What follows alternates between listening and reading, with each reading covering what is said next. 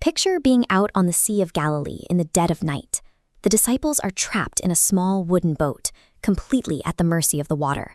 The wind is tearing across the lake, and massive waves are actively threatening to swamp the deck and send them straight to the bottom. But then, through the spray and the darkness, they see something that makes no physical sense. There is a figure out there, standing right on top of the turbulent, rolling water. Instantly, their panic shifts from the very real threat of drowning to supernatural terror. They think they're looking at a ghost. They are trapped in a paralyzing vacuum, facing a physical storm they cannot survive, while staring at a terrifying anomaly they cannot explain. Through the noise of the wind, the figure calls out. It's Jesus. He tells them to take courage and stop being afraid. But Peter needs undeniable proof.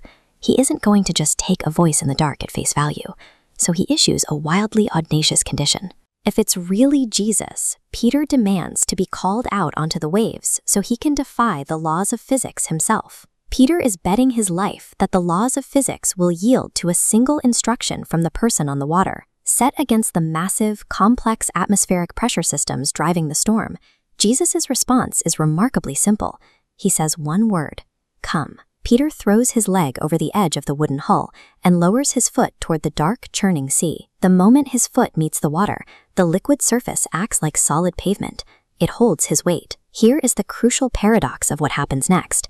The physical environment hasn't calmed down at all. The wind is still screaming, and the waves are still raging at full force all around him. The miracle functions by suspending the physical properties of the water while leaving the storm itself untouched. A highly stable central node represents Peter's focus, surrounded by the chaos of the storm. The moment his attention diverts to the chaotic wind and waves, the system destabilizes.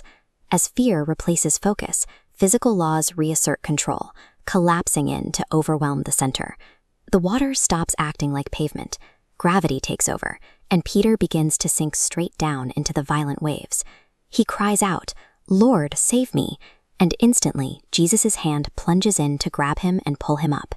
The original command didn't lose its power. The miracle failed simply because Peter's capacity to maintain an unbroken focus was shattered by the extreme environment around him. The mechanics of this event suggest that a command from Jesus provides the physical leverage needed to stay above the waves, regardless of how high they crest. But there is a strict caveat. Defying those odds only works as long as your attention remains locked completely on the source of the command. We usually expect God to just stop the storm and make the journey easy. The reality of this event shows that he often prefers to grant the authority to walk directly through the middle of the chaos. The storm only loses its ability to pull Peter down as long as his attention remains fixed on the source of the command. The violent sea from this historical account maps to the everyday crises we face today. The sudden medical diagnosis, the financial collapse, or the completely submerged relationship. Your current real-world storm might not immediately vanish. The wind might keep howling, but you have access to the exact same authority to step out into it without drowning. A single word from Jesus can change the physical outcome of a situation, regardless of how dangerous the circumstances appear. If you believe that kind of impossible intervention is still accessible today, type Amen in the comments.